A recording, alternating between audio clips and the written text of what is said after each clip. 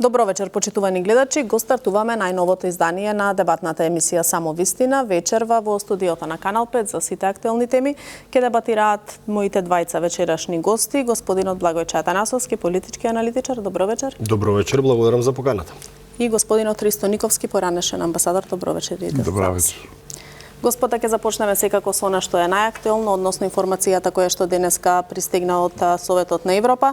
Затворен е постмониторингот за Македонија и според премиерот Мицкоски ова е историски ден за државата и за доказ, како што вели тој, за демократијата во Македонија.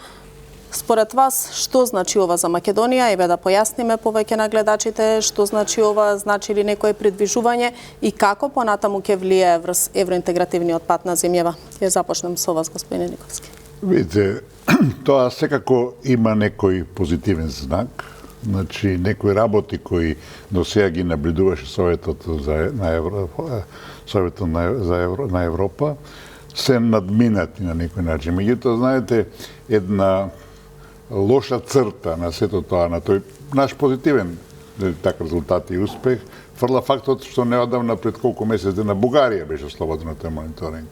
Значи, ако слободуваат Бугарија, мораме да се сомневаме во тие нивни, да речем, некакви критериуми и така натака и така натака. Значи, за поздравување, ние треба да се чувствуваме, велам, како успешни после тоа, али фактот дека и Бугарија била ослободена, тамо македонците немаат никакви права, има 14 пресуди на судот за човекови права во Страсбург кои не се спроведени и не ги спроведуваат. Иако таму имаше разни и министерски состаноци и да не речам и закани за Бугарија, пак ништо не направија.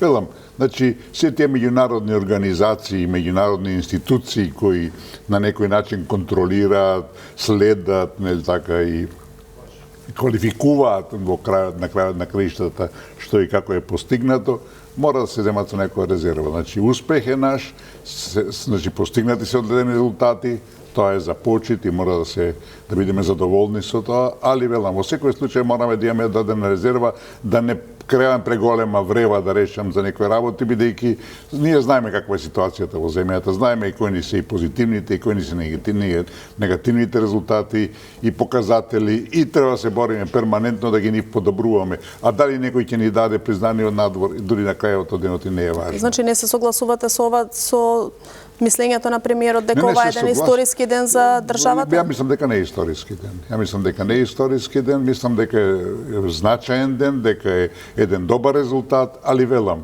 мораме да бидеме објективни дека тие така наречени двојни стандарди кои доминираат во светот и дека таа меѓународна бирократија која се однесува како да е таа единствена и најважна во светот постои и мора да се зема со одредена резерва. Добро, Атанасовски, како вие гледате еве на по 25 години затворање на постмониторинг диалогот со Македонија и што ќе значи тоа, ќе биде ли некакво олеснување за пристапниот процес на земја? Мислам дека треба пред се да разграничиме во однос на исполнување на правни и политички критериуми за влез во самата Европска унија, бидејќи ние сме под наводници едни од ветераните кои преговараат со самата Европска унија. Од 2005 година имаме добиено кандидатски статус за членство во Европската унија. Сега е 2026 година, ги немаме почнато преговорите поради добро познатите причини. Прво тоа беше ветото и блокадата од страна нашиот јужен сосед Грција, па потоа на сила се уште трае условеното вето од страна на нашиот источен сосед Бугарија, односно сакам да кажам дека колку и да добиваме ние позитивни извешти, дали од Советот на Европа во однос на почитување на човековите и малцинските права, дали од извештаите од Европската комисија кои се случуваат еднаш годишно на крајот на годината, некогаш биле нотирани подобрувања во одредени состојби во Македонија, каде што се бара напредок во однос на реформите во судско-обвинителскиот систем, не знам, политичкиот диалог или ефикасна и ефективна јавна администрација, подобрување на капацитетите на институциите на системот, сепак постојат за жал тие политички критериуми кои се надвор од копенхагенските критериуми кои де факто се уствари, јас тоа го велам, замката на уставот под наводници на самата Европска унија, каде што тие се на еден вид заложници на сопствениот устав или устројство на самата Европска унија, каде што велат дека не за зачленување во самата Европска унија, туку за преговарање на одредена земја аспирант за да стане полноправна членка на Европската унија мора да има консензус од сите 27 земји членки колку што се на број сега во Европската унија, односно ние сме тие кои на свој грб го почувствувале тој политички консензус во самата Европска унија кој е воведен во статутот на формирање на самата Европска унија.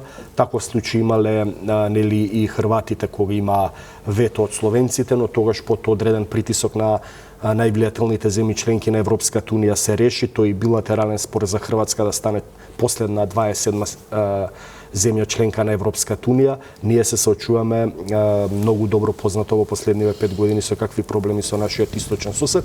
Сакам да кажам дека колку и да добиваме позитивни извештаи без разлика од кое европско бирократско тело од Советот на Европа, на крајот мислам дека ќе се сведе тоа што веќе со години ни го преповторуваат за Македонија да ги продолжи своите евроинтегративни асоцијативни преговори со Европската унија, односно да ги почне првите преговори и да ги отвори европреговарачките поглавја, треба да ги вметне бугарите како услов без кој не се може, односно да се почитува таа така наречена EU27 договорена рамка изгласана во собранието во Македонија и во Бугарија, односно тој фамозен така наречен француски предлог, и мислам дека и понатаму тоа нам ќе ни биде преповторувано дека тоа е политичкиот услов кој условно кажано политичко Скопје треба да... Пата ми денеска беше посочено од парламентарното собрание дека се поздравуваат напорите нели на земјава, меѓутоа дека уставните измени понатаму остануваат. Да, сакам да кажам апсолутно гледаме каква политика се водела во однос на македонските претходно и евроатлантски интеграции, бидејќи да не заборавиме бевме блокирани за членството во НАТО поради добро познатиот спор со јужниот сосед, кога тогаш бевме блокирани да станеме членки на НАТО алијансата и да ги продолжиме преговорите со Европската унија. Сега Бугарија е таа земја членка која го користи инструментот и механизмот вето и се наоѓаме во таа пат позиција каде што самите членки на Европската унија велат дека нели Македонија треба да ги вметне бугарите во уставот како услов без кој не се може за да го продолжи својот евроинтегративен пат, односно за да се случи некој условно кажано чудо, треба Бугарија да биде таа која ќе го смени и ќе ретерира од својот добрат познат став, односно кој е содржан во нели да речеме тој така наречен фамозен француски предлог изгласан и во собранието на Бугарија и собранието на Македонија. Мислам, сакам да кажам дека апсолутно е добро ние да добиваме позитивни извештаи, бидејќи де факто така се оценува напредокот на земјата, но само ќе направам паралела. Ако се сеќаваме добро и вие како новинари, како јавност, целокупната македонска јавност може да се потсети дека кога Грција го употреби механизмот вето на самитот на НАТО во Букуреш во 2008 година, ние тогаш бевме тие кои ја тужеа Грција пред Меѓународниот суд за правдата во Хаг и Меѓународниот суд за правдата во Хаг тогаш се произјасни дека правото е на наша страна, односно дека Грција ги прекршила принципите на меѓународното право, односно судот во Хаг досуди дека аргументите и правото е на страна на Македонија. Ние понатаму бевме за жал блокирани за едно наше полноправно членство во НАТО алијансата и продолжување на преговорите со Европската унија, односно сакам да кажам дека сите тие пресуди или извештаи од сите тие меѓународни тела за жал наидуваат на брана и на бариера од суровата реал политика, од воспоставените механизми и правила на игра во самата Европска унија. Добро, Никовски, еве се согласувате ли вие со тоа дека единствен излез е ретерирање на Бугарија од нивниот добро познат став и барањето за промена на уставот? Не видите, прво ова одлука на Советот за Европа апсолутно нема никаква врска, директна врска со нашиот прием, со нашата квалификација да речам за Европската унија. Второ, ако Македонија чека чуда да се случат за да напредува према Брисел, мислам тоа е апсолутно надвор од умот и чуда не се случуваат. Тоа мислам може да се случува. Така добро, кој е излезот според вас? Видите, Македонија водеше една понижувачка политика, срамна политика, јас би рекол и предавничка политика од страна на претходната власт. Новата гарнитура што ја води Македонија го смени вокабуларот и изјавата вчерашна на премиерот Мицковски околу тоа дека има два услови за нашето понатамошно, нели така, квалификување, пак да речем, за Европската Унија, а првиот е и клучниот, ако сакате, и тој решава се да се расчисти со тоа. Има ли македонци во Бугарија или нема македонци во Бугарија? Постои ли тао малцинство или нема малцинство? А мислам, секој нормален знае дека има малцинство и дека тоа нема никакви права.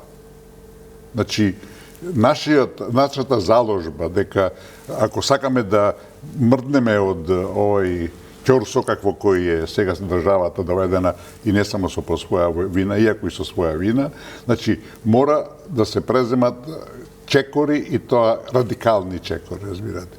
Ако очекуваме Бугарија да ја смени својата политика, аз ви тврдам дека тоа нема се случи никогаш. 150 години од иста таква политика на негирање на Македонија и на македонците, на македонскиот јазик, историја и така натака, и сега тие се доаѓаат во една извонредна, единствена шанса, која ние сакаме да влеземе во Европската Унија, тие се тамо и тие прават се пречки, блокади, ветаста, поставуваат и така натака. Значи, македонската власт ја смени својата реторика, го смени вокабуларот кој беше, велам, катастрофален, иако и сега има одредени знаци дека се уште се понижуваме. Најново е тоа што, нели, прво имаше Кошта, главниот во Европската Унија, предложи на самитот на НАТО во Хаг да се сретнат двата председатели. Бугарите го игнорира, дури Радев не отиде на самитот, го пушти премиерот и не одговорија воопшто на таа.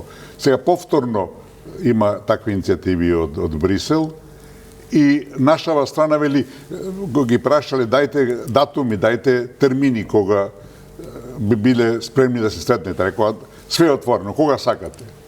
И тоа е понижување, разбирате. Доста ние се однесуваме према Бугарија дека тие ќе прават што сакаат. Значи, ние мораме да покrenеме своја иницијатива. После вокабуларот мора да следува акција, разбирате. А таа акција... Добро, кои се тие радикални чекори кои што ги споменавте? Да, има... Што можеме да преземеме ние? Прво и суштината, на тоа ќе предам сега. Значи, прво и основно е дека проблемот кој Македонија од самиот почеток на независноста на распад на Југославија е дипломатски. Македонија не е признаена меѓународната сцена, нема дипломатски односи, не е примена во Европската Унија, тоа е крајот. Македонија се уште не е целосно етаблирана на меѓународната политичка сцена, разбирате. Символот е европското членство во Европската Унија, кој се на еден или друг начин, нели така, уценува со подултиматуми, нели така, што на крај се сведува на некаква бугаризација. Значи, Македонија, тој проблем, бидејќи дипломатски, мора да го решава на дипломатски начин, знаете. Ние имаме втор протокол, кој е катастрофален, кој е пострашен 5 пати од договорот, разбирате, кој ни ги врза рацете. И ние со тој втор протокол, за кој е илегален тотално, бидејќи тој протокол е нов договор со Бугарија, а према основниот договор со Бугарија има клаузула која вели било каква промена, дополнување тој договор мора да биде ратификован. Добро, меѓутоа протоколот е прифатен и усвоен. Што понатаму? Ама од кого е усвоен? Од кого е усвоен? Го подпиша нелегално наши луѓе за кои треба да одговараат. Тоа е класична злоупотреба на службената должност. Тоа е нелегален документ, бидејќи апсолутно не е ратификуван во нашето собрание. Добро, ако е нелегален, зошто не се укине? Тоа е мојата поента. Значи, Македонија ако сака да излезе од ќорсокот, ако сака да тргне навистина према Европската Унија, мора да го откаже вториот протокол. Тоа е записник. Но дали тоа ќе значи враќање на почеток на... Ама ние сме се никаде сме се, разбирате, ако дојме на почеток, ќе ќе тргнеме некаде, сваќате. Значи, ние немаме друг излез. И ова се што се случува сега, и ова што бугарите не сакаат средба, и тие ни порачаа, немаме отворени прашања со ова, све ви е во Брисел. И тие успеат, тие постигна неверојатен успех, разбирате. Триумф постигна, што сите своји фантазмагори ги напика во европската, во преговарачката рамка. Ние, ако сакаме да тргнеме, значи да појдеме према Брисел, со вториот протокол, ако го откажеме, кој е нелегален, апсолутно нелегален, обичен записник тоа е. Добро, тогаш зошто никој не покренува иницијатива во државата да се пристапи кон такво нешто? Тоа да ги прашате нив, разбирате. Тоа е апсолутно неодговорно, затоа што, знаете, ако не знаат, треба не кажат, да сега имат странски експерти да им кажат, со откажување на вториот протокол, кој велам кој е обичен записник, ние де факто и нелегален, ние апсолутно ја отфрламе обврската ултиматумот, диктатот од Софија де факто да го менуваме уставот и паѓа преговарачката рамка. Така да мнозина кои тврдат дека преговарачката рамка е нешто свето, по-големо од Библијата е непроменливо, со самото промена на откажување на вториот протокол, таа паѓа во вода, разбирате. Затоа што таа, да одиме се во детали, таа е преговарачката рамка. Последниот ден од претседателството на Франција не се манипулираше, тоа е чиста манипулација француски предлог, 30 јуни 2022 година, која завршуваше француското претседателство, тие при нашите се согласија, не ја прифатија се уште согласија со рамката, разбирате, која после тоа беше легализирана. А во таа рамка која беше на 30 јуни, да потврдиме 2022 година прифатена, се споменува вториот протокол кој е потпишан на 17 јули. После 17 дена. Тоа е чист криминал. Се што се правило на македонска штета, едно предавство кое е класично, историско и така натака, и ние крајно време е да излеземе од тој ќорсок, како разбирате, и да трнеме на прав пат према Брисел. Ако тоа не го направиме, ние навистина ќе одиме прудолу и никаде нема да стигнеме. Знаете, оваа власт почна изморедно, ги оспори сите тие претходни виткања на рбет, виткања на кичма и све, разбирате. Добро, но само реторички, како што да, само реторички. Али ако не следи акција, знаете, вие можете све да зборувате. И ако не даете на суд, ако некој ве навреди, разбирате, вие можете да се буните и така натака. Докато не даете на суд да го осудат, вие ништо не се направиле. Дека ние не го повлечеме вториот протокол. Друг излез Македонија нема, а тоа може да се направи утре со една нота. Исто така може и одговорот, кој моментално не е клучен. Моментално е клучен вториот протокол, со една нота, утре може да се откаже, разбирате, и никој не може да го спори тоа. Добро, Атанасовски, што мислите вие во оваа насока, доколку се откаже? Постои ли таква можност да се откаже овој втор протокол? Ќе значи ли враќање на почеток на евроинтеграциите и ќе ги услужни ли уште повеќе, или ќе може, еве, како што вели и вашиот соговорник Никовски, да се тргне од почеток, па да се движиме некаде? Почеток кога Софија го има тој инструмент за кој говорев и тој механизам за употреба на правото на вето. За да вие го продолжите вашиот евроинтегративен пат напред кон Европската унија, треба да има согласност. Добро, значи дури и да се откаже тој втор протокол, тие повторно ќе го искористат правото на вето. Не само што ќе го искористат правото на вето, тие ќе кажат дека претходно договорените услови изгласани во бугарското и во македонското собрание не се почитувале и дека ние претходно договореното институционално изгласано не го почитуваме и тие ја имаат таа алатка и тој механизам да го потребат правото на вето. За да ги продолжиме ние преговорите напред кон Европската унија, треба да имаме согласност од сите министри за надворешни работи на земјите членки на Европската унија. На советот на министрите, бугарскиот министер за надворешни работи Георг Георгиев е сега, ќе имаат парламентарни избори на 29 март, ќе биде нов бугарски министер. Јас ви тврдам дека нема шанси да се согласи Македонија да продолжи напред со преговорите со Европската унија, односно да ги почне европреговарачките поглавија доколку ние го откажеме вториот протокол. Јас не знам како ние можеме да заобиколиме бугарско вето, односно како бугарскиот министер за надворешни работи ќе се согласи да крене рака и по цена, да речеме, 26 останати земји членки на Европската унија, да рече дека Македонија треба да ги продолжи преговорите со Европската унија. За жал така се Македонија не ги почнала, вие зборувате да ги продолжи преговорите. Македонија не ги почнала. Јас не ви се мешав, треба да бидете джентълмен. По возрастен сте дипломат. Македонија не ги започнала, па не ги започнала бидејќи имаше вето, ама треба да ме сослушате. Мислам дека треба да бидете коректен, поранешен дипломат. Да, ама јас ве слушав без тотално не се согласувам со вашите ставови. Тоа е ваше право. Така и ваше право, ама јас молчев, сакав да ве сослушам поради вашата возраст, поради вашето искуство. Во таа дебата ми кажам дека другото не е точно. А што е точно? Па како ќе ги продолжиме ние преговорите со Европската унија ако Бугарија стави вето?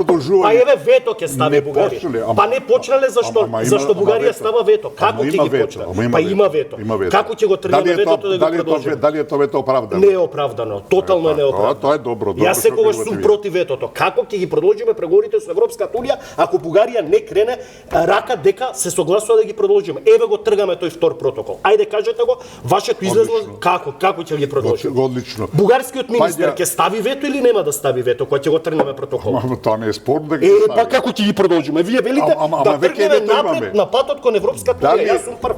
Како ќе тргнеме напред ако Бугарија стави вето? Бугарија не го тргнала вето. Па еве дебата е. Јас вие викате дали ќе стави вето. Дали има вето? Има вето.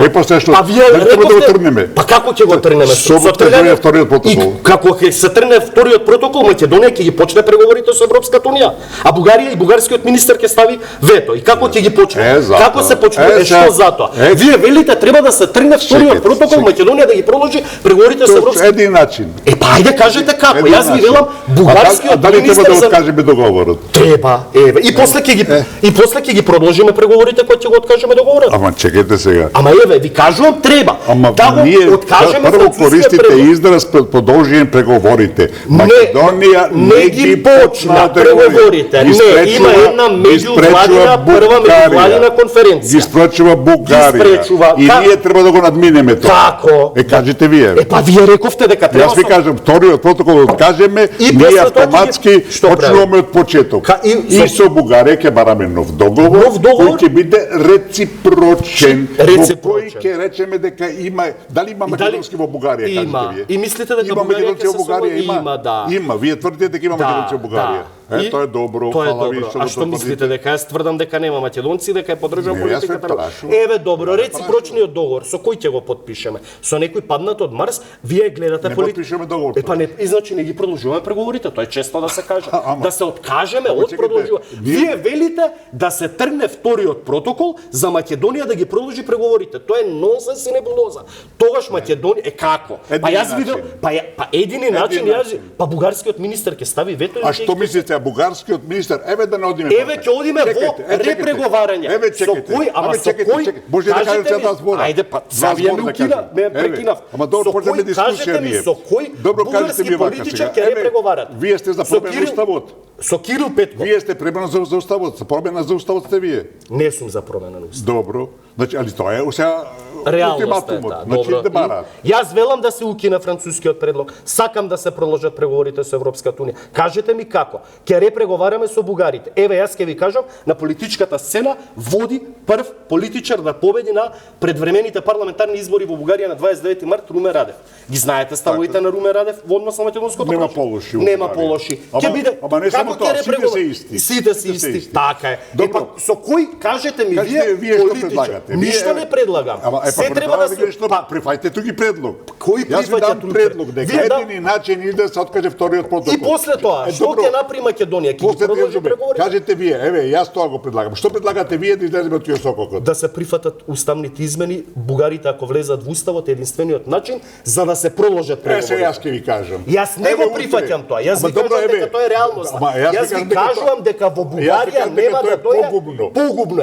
Со кој политичар вие ќе преговарате во Бугарија? Треба да имате бугарски политичар кој вам ќе ви рече го признам македонското малцинство, го признам македонскиот јазик, го признам македонскиот устав, ја признам македонската историја. Кажете ми, вие велите од 1878 Бугарија има иста политика во Македонија. Се согласувам. Кажете ми, ама вие велите ќе водиме реципроцитетна политика, ќе кажете реципроцитетна политика со Бугарија. Јас велам дај да водиме реципроцитетна политика со Бугарија. Кажете ми со кој бугарски политичар ќе водите таа реципроцитетна политика? Кирил Петков беше лош премиер. Во мандатот на Кирил Петков се потпиша предавничкиот француски предлог. Сега е Румен Радев. Вие велите дека нема покатастрофални ставови на Румен Радев во однос на и јас се согласувам. И ние треба да се соочиме со тоа. И како ќе се соочиме? Ќе репреговараме. Па еве претходно вие знаете што кажавте. Може да кажам два збора, цело време зборувате вие.